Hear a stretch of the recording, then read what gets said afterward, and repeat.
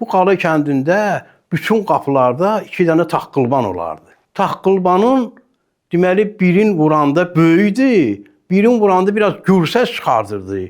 Ubursun vuranda zərif çıxardırdı da, səsi zərif çıxırdı. Bu taqqılbanlar 2 cür olduğuna görə bu böyük səs çıxardandan kişilər istifadə edirdi.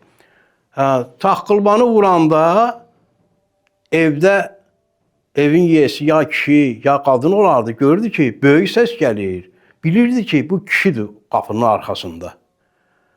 Kişi qapının gedib, məsəl üçün, həyitin qapısını açıb, kimsə olduğuna görə bunu nəzər salmazdı da.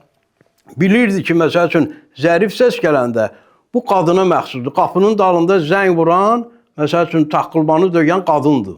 Hay verməzdi içərdən. Onun xanımı hay verərdi, ya qapıya çıxardı, ya hay verərdi ki, kimdir qapının arxasında.